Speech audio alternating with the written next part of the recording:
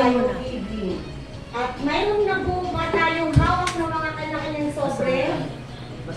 Sige, okay lang yan. Kamay mo lang. Oo, sige. Amen, oo.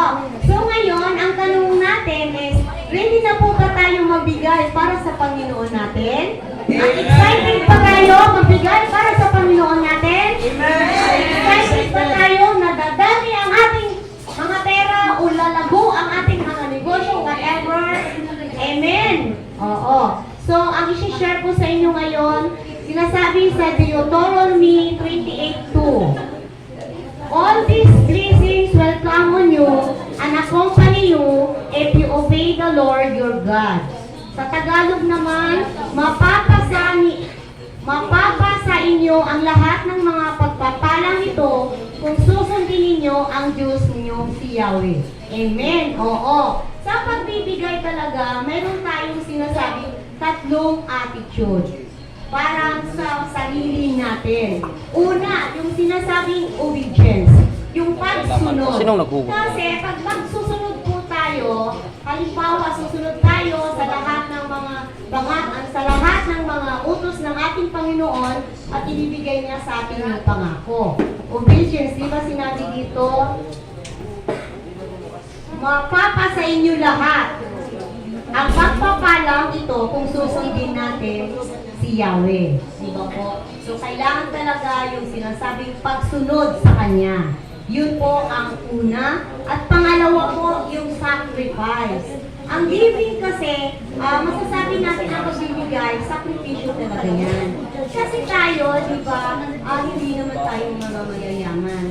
Pero pagdating sa pagbibigay, dahil para naman sa gawain ng Panginoon, tulad po ng may pera tayo, tapos ito ay hawak natin, pamasahin na lang natin. Anong gagawin natin? Ibibigay natin sa Panginoon.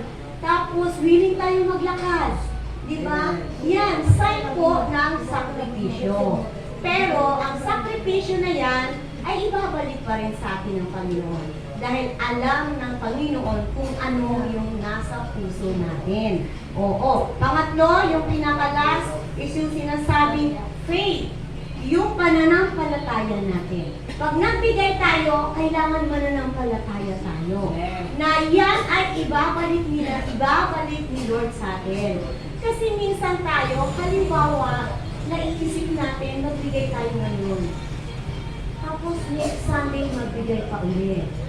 Tapos parang isang buwan na. Lord, di ba, isipin natin, Lord, hindi mo pa pinabalik yung binibigay ko sa'yo. Alam nyo, hindi yan. Sa umagang gigising kayo, isang pagpapala na yan. Binibigay na ni Lord sa inyo. Hindi nyo lang naisip. Kaya, kailangan tayong magiging sensitive sa mga buhay natin. Pag-gising natin sa umagang pagpapala yun, binibigay ni Lord sa atin yun.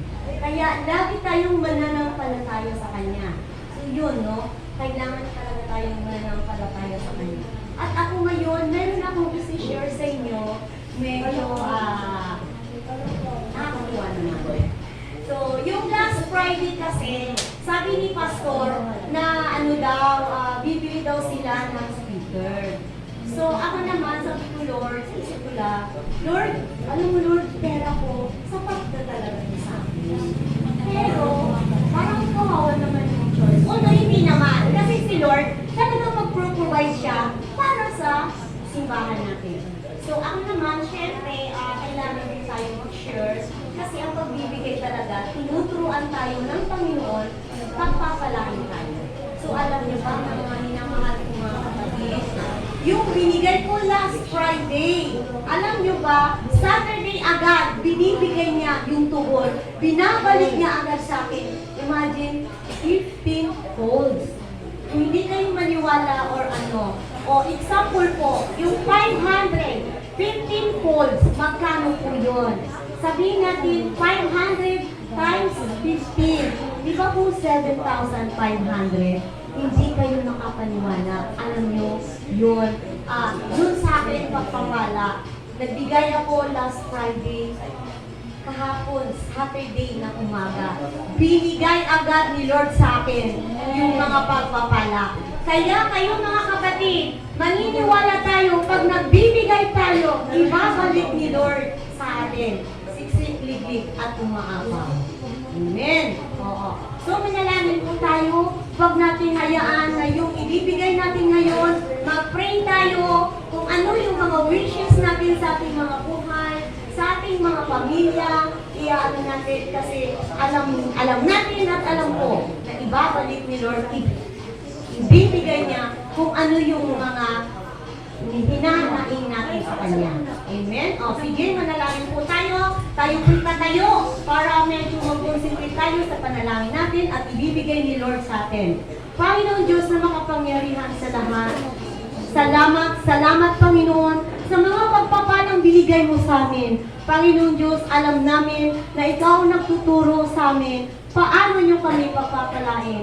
Panginoon Diyos, salamat sa pagbibigay na binibigyan nyo kami ng chance o paano kami pagpapalain dahil alam namin kahit walang-wala kami, ibibigay nyo dahil kami nag-o-obey sa iyo, Panginoon.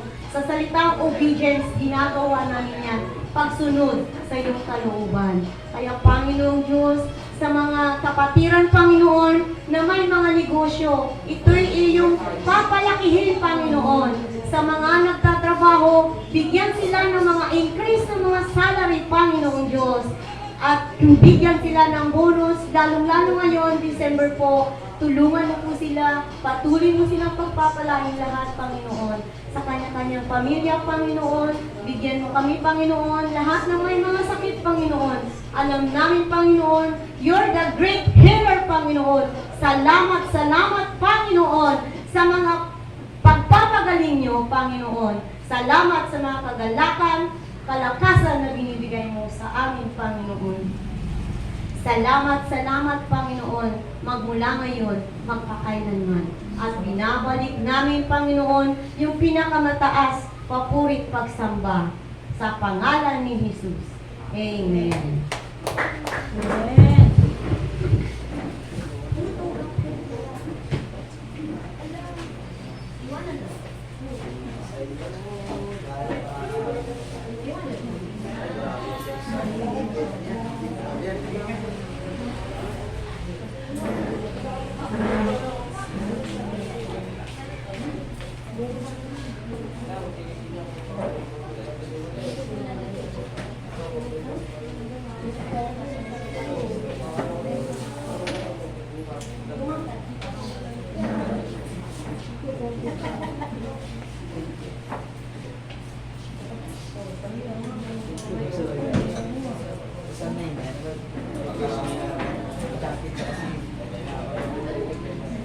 Hindi na kanina wala eh.